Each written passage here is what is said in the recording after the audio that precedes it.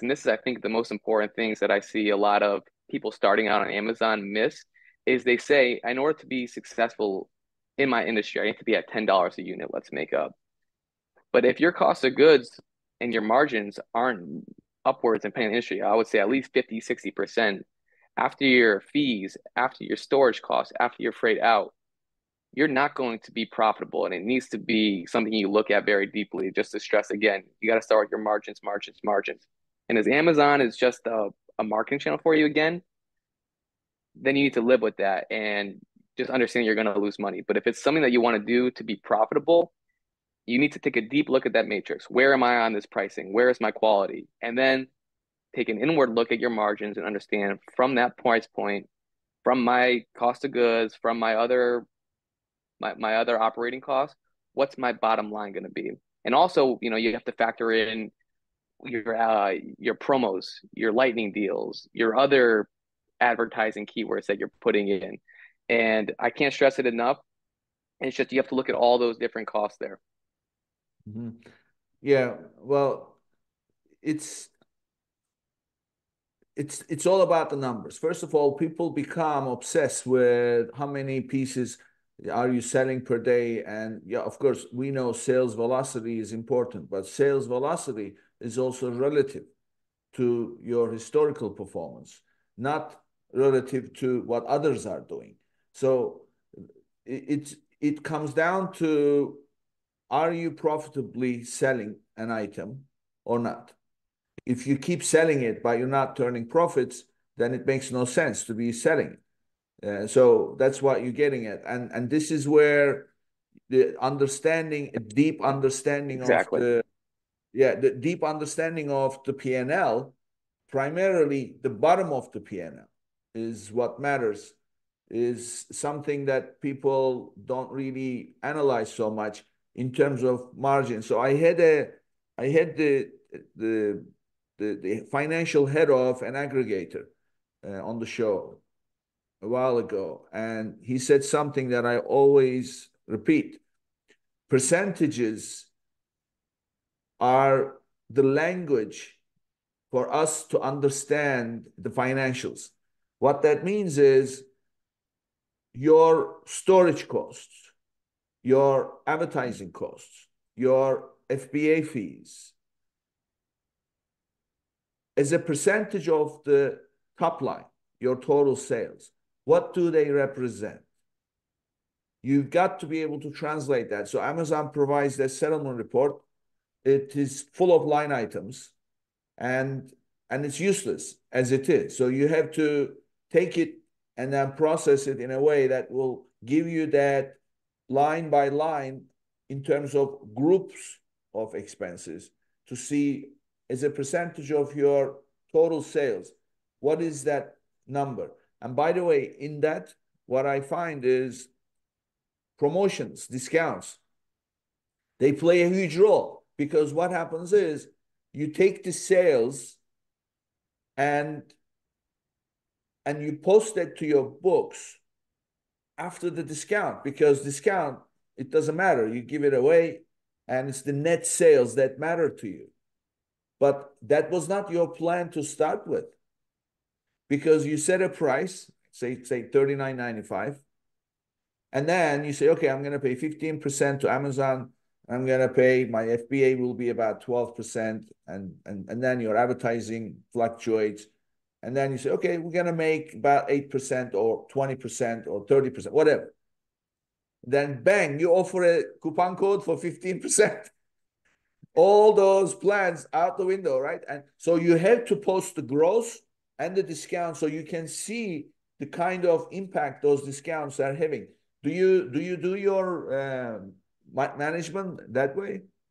Yep. And going back to our first conversation, that was a lot of stuff I failed at originally. Was you took a price point and you said, all right, we sell in retail for X amount. We can probably survive on Amazon for even a little bit lower because, our competitors are a little lower priced. All right, I'll throw a campaign here, I'll throw a campaign there. All of a sudden, at the end of the year, when you're reconciling your books, you realize I have a negative 20% contribution margin. I didn't factor in the freight to ship there. So yeah, when we first spoke, that was some of the stuff that I initially failed at on Amazon, where after you're looking at, your price in retail, you say, hey, I can probably survive the same price on Amazon, maybe even discount a little bit more because that's what our competitors are doing. Let me throw a lightning deal here. Let me throw a promo here. Let me buy some keywords.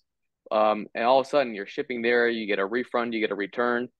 At the end of the year, you're reconciling it and you have a negative 20% contribution margin. And you're looking at like, where did this come from? So you have to bake it all in and factor in those costs. And that's why I keep saying you just got to start with those margins and look at it from there.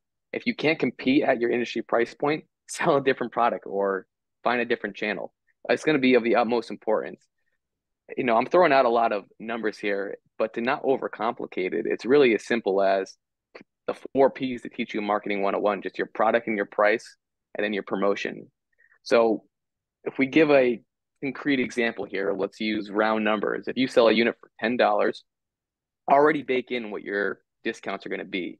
If you're going to have 20% promotions throughout the year, Prime days, all that stuff, take 20% off at the top line. So your net sales are already $8. If it costs you, and I hope that your margins are north of 50, if it costs you $3 to make it, all of a sudden on the bottom, now you have $5 of revenue to play with. And now you factor in your FBA cost. Let's say that's $1. And then your storage cost is another 80 cents. And now you're shipping out there. And your item might be bulky, it might be small. When it gets on to a pallet and ships out there, you have extras. Bake it all in and look at your bottom line after that. And with that bottom line, you have the ability to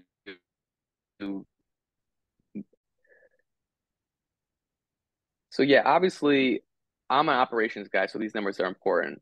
But once you get to a number on the bottom that's sustainable and definitely isn't negative and has a nice crooked number to it, most likely, then you can start playing around with a lot of the fun stuff. And that's when you can really take your business on Amazon to the next level. But you have to get past that first step, product price and your own internal margins. And then you can start having fun, your A/B testing and take it to the next level.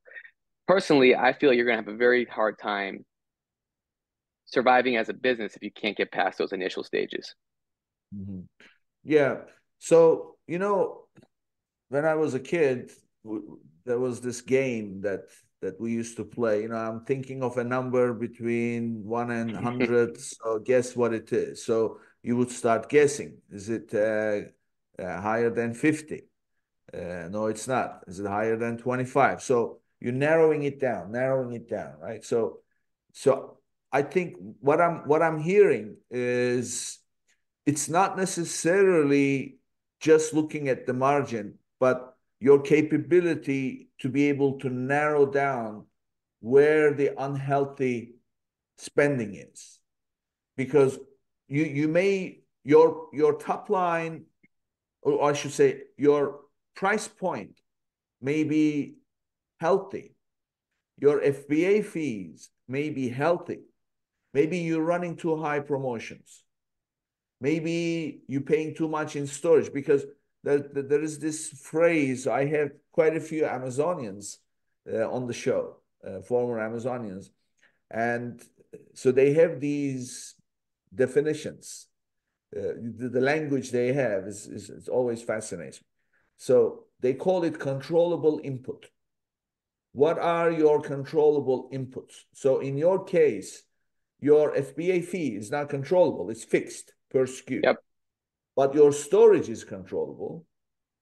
Your obviously your promotions, in this case, is advertising, that's controllable. And also your promotions are controllable. But really, the moral of the story here is your accounting. It's not your numbers, it's your accounting. You have to set up your accounting in a way that you see what top line, your total gross sales before any discounts that you offer. Next line, the discounts you offered. Usually systems or people who don't know better, they combine the two and then just post net sales. Don't do that. Post the gross sales, post the promotions next, and then you show total net sales. And then under that, then you start to put your buckets together.